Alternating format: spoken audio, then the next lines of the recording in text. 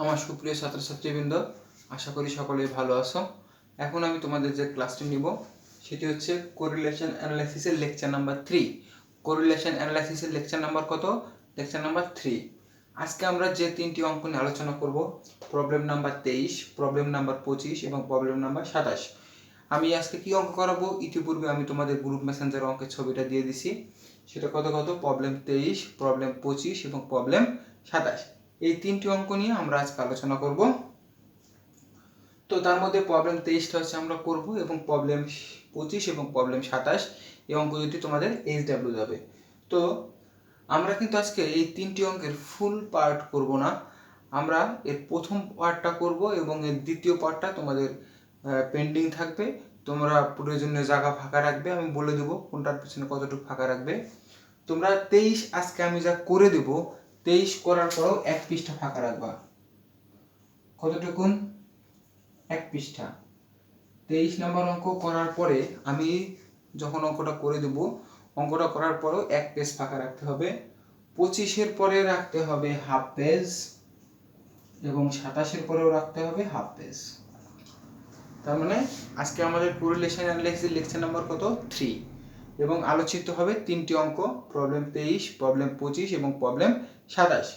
23 নম্বর অঙ্কটা করে দেবো আমি, আর 25-27 এইচডব্লিউ যাবে। 25-27-এর যে অঙ্কটা এইচডব্লিউ যাবে সেটা হচ্ছে আর এর মান বের করা। এই তিনটারই হচ্ছে আজকে আমরা কি বের করব? আর এর মান। এবং যেটা এইচডব্লিউ বা যেটা পেন্ডিং থাকবে, এইচডব্লিউ ঠিক না, পেন্ডিং থাকবে মানে বাকি থাকবে যে অঙ্কটা, যে অংশটা, সেটা হচ্ছে কমেন্ট। তো এখন সর্বপ্রথম আমরা চলে যাব 23 নম্বর অঙ্কে।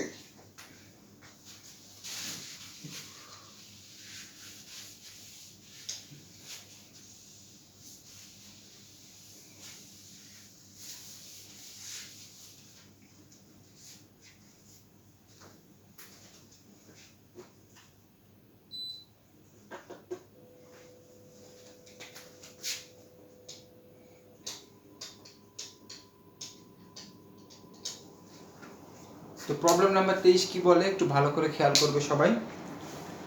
From the following two data series, নিচের দুইটা ডাটা সিরিজ থেকে compute the coefficient of correlation. From the following two data series, নিচের দুইটা ডাটা সিরিজ থেকে compute the coefficient of correlation, coefficient of কোরিলেশনের মান বের করতে হবে। And comment on the basis of T test, comment on the basis of T test, এই কথাটার নিচে লাল কালিতে দাগ দাও। Comment on the basis of T test, টি টেস্টের ভিত্তিতে মন্তব্য দিতে হবে। তো আমরা টি টেস্টের ভিত্তিতে মন্তব্য দিই, আর কিসের ভিত্তিতে কি মন্তব্য দিই সেটা আমরা শিখবো যে কিভাবে মন্তব্য দিতে হয়। তো আজকের জেনারেল আর এর মানটা বের করার পরেই আমাদের আজকে মেইনলি আমরা সূত্র দিয়ে দিব কিভাবে আমরা কমেন্ট দিতে পারি। তার মানে আমাদের আজকে অঙ্কের পরের আলোচনাটাই হচ্ছে কমেন্টের আলোচনা, যে আসলে আমরা কমেন্টটা কিভাবে দিতে পারি। তো আমাদের আজকে 23 নম্বর অঙ্ক, 25 নম্বর অঙ্ক এবং 27 নম্বর অঙ্ক, তিনটে অঙ্কের থেকে কাজ হচ্ছে কি আর এর মান নির্ণয় করা। 23, 25 এবং 27 এই তিনটে অঙ্ক থেকে কাজ হচ্ছে আর এর মান নির্ণয় করা এবং যে কমেন্ট থাকবে এই কমেন্টটা আমাদের পেন্ডিং অবস্থায় থাকবে। তার মানে কমেন্টটা আজকে আমরা দিব না, কমেন্টের নিয়ম আজকে আমরা শিখব। আজকে আমরা 23, 25 এবং 27, 23, 25 এবং 27-এর কোনো কমেন্ট দিব না। আমরা শুধু 23, 25, 27-এর আর এর মান বের করব। তার মানে এই ধরনের অঙ্কের দুইটা পার্ট, একটা হচ্ছে আর এর মান বের করা আর একটা হচ্ছে কমেন্ট। তাহলে 23, 25, 27 এই তিনটা অঙ্কের কাজ কি? আর এর মান বের করা এবং কমেন্ট। আমরা আজকে আর এর মানটা বের করব কিন্তু কমেন্ট দেব না। কি জন্য কমেন্ট দেব না? কারণ আজকে আমরা কমেন্টের নিয়ম শিখব। তার মানে আমরা আজকে 23 নম্বর অঙ্কে আর এর মান বের করব আর অঙ্কে কিভাবে কমেন্ট দিতে হয় তার নিয়মটা শিখব। তো আমরা চলে যাচ্ছি প্রবলেম 23-এ।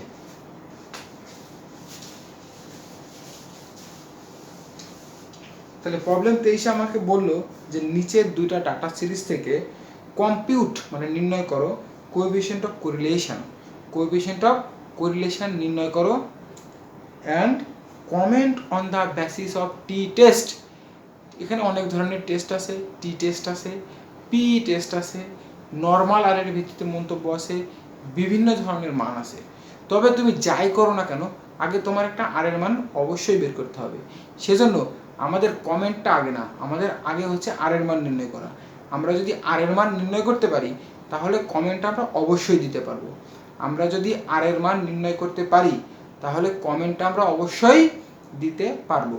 এজন্য কমেন্টটা সম্পূর্ণরূপে ডিপেন্ড করে আর এর মানের উপর। কমেন্ট কিসের উপর ডিপেন্ড করে? কমেন্ট ডিপেন্ড করে আর এর মানের উপর। সেজন্য আমরা আর এর মানটা এখন আগে নির্ণয় করব। তাহলে আমাদের ডাটা আছে কয়টা? 1 2 3 4 5টা। তাহলে আমাদের করতে হবে 7টা।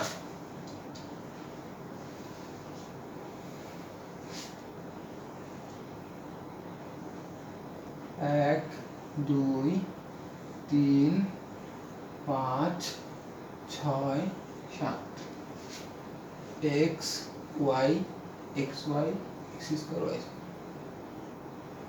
table for calculation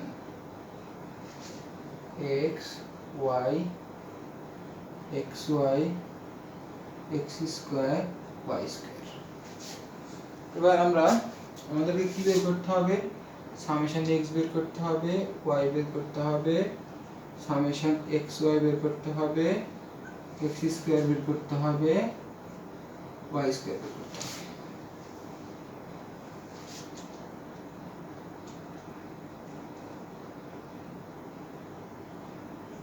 Calculation of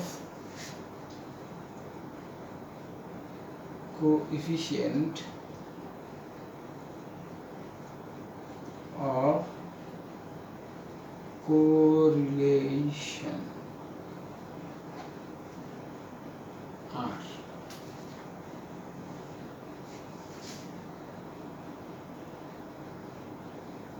We know R সমান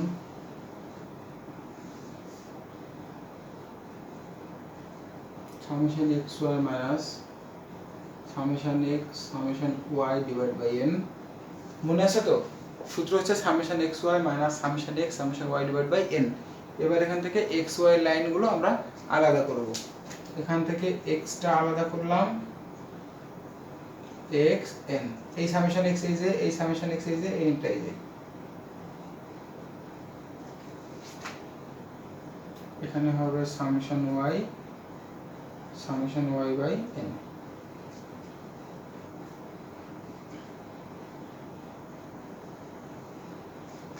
এবার একটা স্কয়ার, এটা হবে whole square, square whole square. এই হচ্ছে আমাদের ব্যাপারটা। এখন হচ্ছে আমাদের হেয়ার দেখাইতে হয়। Summation x y summation x summation y summation x square summation y square, এই জিনিসগুলো আমার লাগবে। তো এখন আমি অঙ্কের ফরম্যাট মোটামুটি রেডি করে ফেলছি, এখন ডাটাগুলো এন্ট্রি দিলে হয়ে যাবে। 3 4 6 7 10 3 4 6 7 10 3 4 6 7 আর হচ্ছে 10। আর ওয়াই মান হচ্ছে 9 11 14 15 16 9 11 14 15 16 9 11 14 15 16। এবার আমরা যোগ করি, 4 3 7 6 7 13 13 7 20 28 30। সামেশন x এর মান হচ্ছে 30। এটা কত হয়? 11 9 20 20 আর 14 34 34 হবে 39 49 আসছে 55 65। y মান হচ্ছে 65। এবার আমাদের বের করতে হবে xy। xy যোগ করলে 3 এর সাথে দিতে হবে 9 গুণ, 3 গুণ হচ্ছে 9, তাহলে হচ্ছে 27, 4 গুণ হচ্ছে 11, তাহলে হচ্ছে 44, 6 গুণ হচ্ছে 14, তাহলে হয় 84, 7 গুণ হচ্ছে 15, 105, 10 গুণ হচ্ছে 16, তাহলে 160, তাহলে মোট হয় 420। আচ্ছা, এবার আমরা কি করব? স্কয়ার করব। x স্কয়ার এক্সের লাইন কোনটা? এইটা। তাহলে 3 3 9, 4 4 16, 6 7 36, 7 7 49, 10 10 100। 9 যোগ 16 যোগ 36 যোগ 49 যোগ 100, তাহলে হয় 210। এবার ওয়াই স্কয়ার, 9 নং 81, তারপর হচ্ছে 11 স্কয়ার করলে হয় 121, 14 স্কয়ার করলে হয় 196, 15 স্কয়ার করলে হয় 225, 16 স্কয়ার করলে হয় 256, সব কটা যোগ করলে হয় 879। 879। তাহলে আমাদের মোটামুটি ছক শেষ।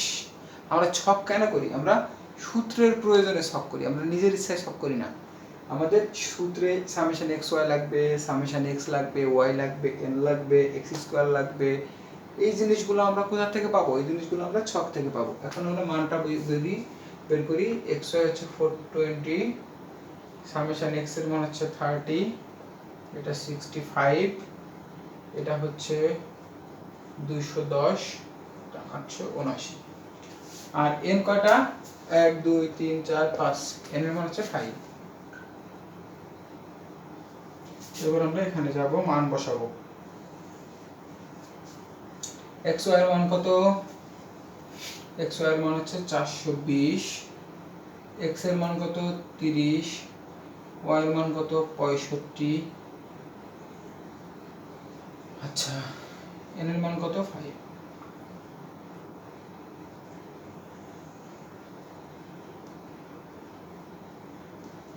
আচ্ছা, এক্স স্কয়ার,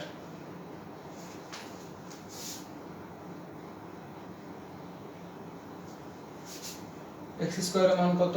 210, সামেশন এক্স এর মান কত? 30, এন এর মান হচ্ছে 5। তো আমাদের এই মানটা বসালাম। এখন হচ্ছে এই পাশেরটা ওয়াই স্কয়ারের মান 879, আর ওয়াই এর মান হচ্ছে 65, এন এর মান 5। তো দেখো, জাস্ট আমাদের এই ছকের নিচে যে মানগুলো আসছিল সে মানগুলো আমরা একটু দেখে দেখে বসালাম।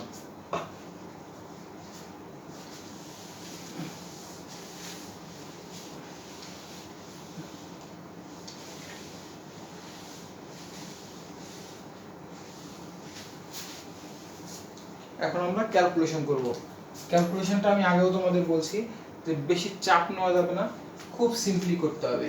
এই 420 রেখে দিতে হবে, এইটুকু এখন একবারে ক্যালকুলেশন করতে হবে। 30 গুণ 65 ভাগ হচ্ছে 5, 390।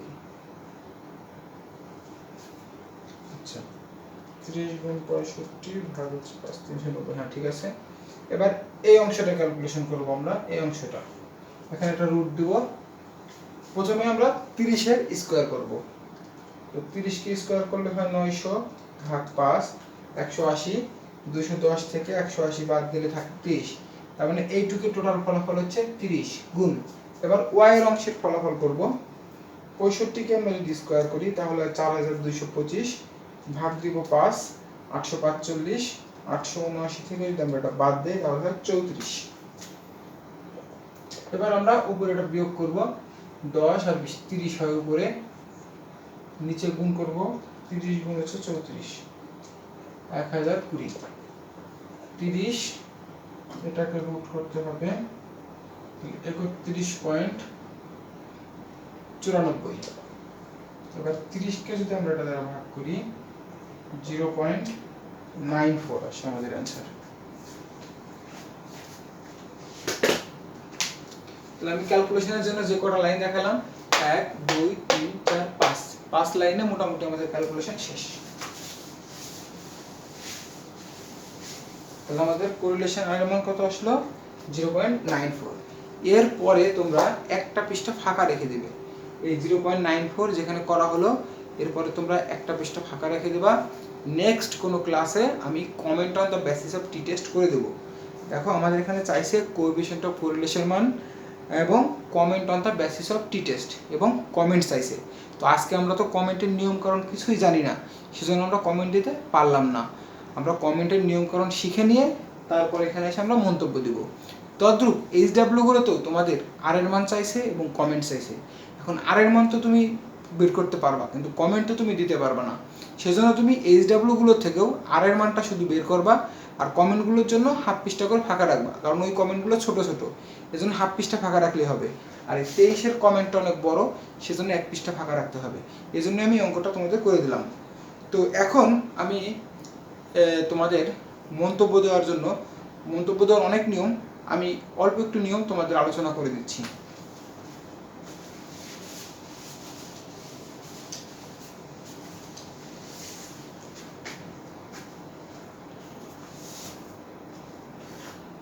তো তোমাদের সূত্রের খাতাটা, সূত্র যেখানে লেখাইছিলাম সেই জায়গাটা একটু বের করো। সূত্রের এখানে একটু ফাঁকা রাখার কথা ছিল। তোমাদের প্রথম দিনের ক্লাসের খাতাটা বের করো। দেখো যেখানে লেখা ছিল correlation analysis formula 1 Karl Pearson's coefficient of correlation direct method. Direct মেথডের পরে তুমি হাফ পৃষ্ঠা ফাঁকা রাখবা। কি বলছি? কারণ ওখানে শর্টকাট মেথড দেবো আমি। ডাইরেক্ট মেথডের সূত্র দেওয়া রয়েছে, ডাইরেক্ট মেথডের সূত্রের পরে হাফ পেজ ফাঁকা রাখো।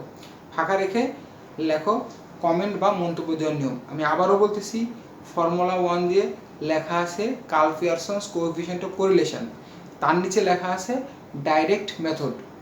এবার ডাইরেক্ট মেথডের নিচে আমি তোমাদের দিয়ে দেবো শর্টকাট মেথড। ডাইরেক্ট মেথডের নিচে শর্টকাট মেথড দেওয়ার জন্য হাফ পৃষ্ঠা জায়গা ফাঁকা রাখো। তার মানে আমি তোমাকে প্রথম দিনে যে সূত্র দিছি তারপরে হাফ পৃষ্ঠা ফাঁকা রাখবে, তারপরে আজকের কমেন্ট বা মন্তব্য দেওয়ার নিয়ম লিখবে। তবে আবার বলতেছি, কার্ল পিয়ারসন কোএফিসিয়েন্ট অফ কোরিলেশনে আমাদের এক নাম্বার হচ্ছে ডাইরেক্ট মেথড, যেটা আমি তোমাদের দিয়ে দিছি। আর শর্টকাট মেথডের জন্য হাফ পৃষ্ঠা ফাঁকা রাখবে, তারপরে আজকের এই কমেন্ট বা মন্তব্য দেওয়ার নিয়মটা লিখবে। তাহলে কমেন্ট বা মন্তব্য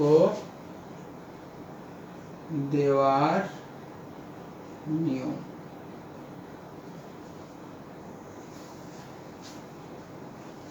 আমরা কমেন্ট বা মন্তব্য কিভাবে দেব? তো মন্তব্য অনেক কিছুর ভিত্তিতে দেওয়া যায়। আর এর ভিত্তিতে মন্তব্য দেওয়া যায়, টি টেস্টের ভিত্তিতে মন্তব্য দেওয়া যায়, পি টেস্টের ভিত্তিতে মন্তব্য দেওয়া যায়। সবচেয়ে প্রথমে আমাদের শিখতে হবে আর এর ভিত্তিতে কিভাবে মন্তব্য দেয়।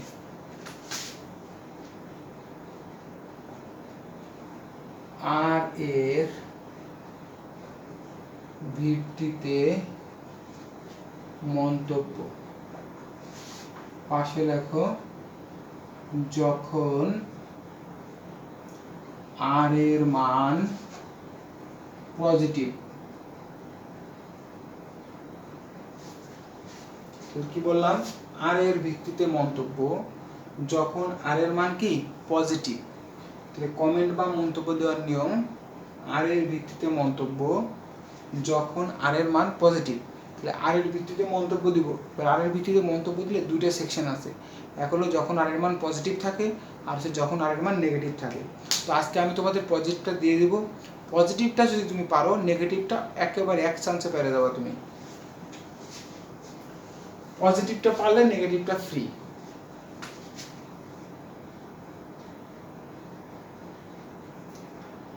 আর এর মান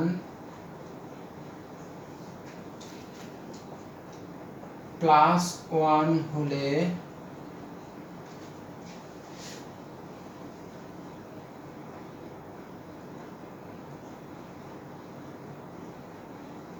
perfect order degree positive correlation.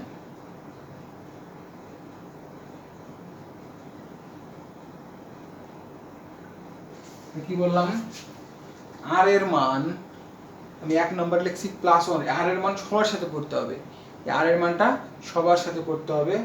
আর এর মান এক নম্বরে কি দিছি +1 হলে perfect order degree positive correlation. +1 হলে কমেন্ট আমরা কি লিখবো, perfect order degree positive correlation.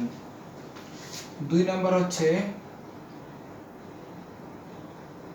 0.90 থেকে 0.99 হলে higher order degree positive correlation. তার মানে +1 হলে হচ্ছে পারফেক্ট, আর 90 থেকে যদি 99 হয় তাহলে হলো হায়ার অর্ডার ডিগ্রি।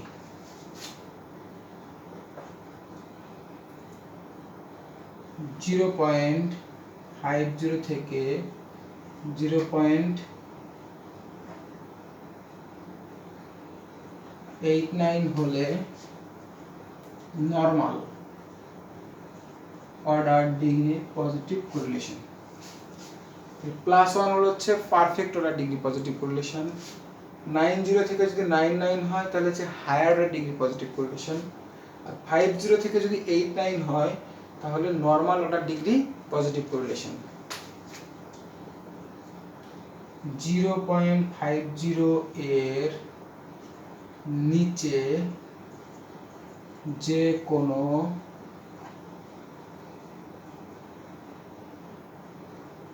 পজিটিভ মান হলে lower order degree positive correlation. এই হচ্ছে আমাদের আর এর মান পজিটিভ হলে 4টা নিয়ম। আর এর মান যদি পজিটিভ হয় তাহলে এই 4টা নিয়ম বিদ্যমান। আমি আবারও তোমাদের কথা দিচ্ছি, যদি পজিটিভটা তোমরা মুখস্থ করে দিতে পারো, নেগেটিভটা সম্পূর্ণ বিনামূল্যে যাবে। তাহলে আমি কি বললাম, কমেন্ট বা মন্তব্য দেওয়ার নিয়ম, আর এর ভিত্তিতে মন্তব্য। প্রথমে আমরা কি দিচ্ছি, আর এর ভিত্তিতে মন্তব্য। মন্তব্য অনেক ভিত্তিতে দেওয়া যায়, আর এর ভিত্তিতে দেওয়া যায়, টি টেস্টের ভিত্তিতে দেওয়া যায়, পি টেস্টের ভিত্তিতে দেওয়া যায়। আমি প্রথমেই দিচ্ছি আর এর ভিত্তিতে মন্তব্য।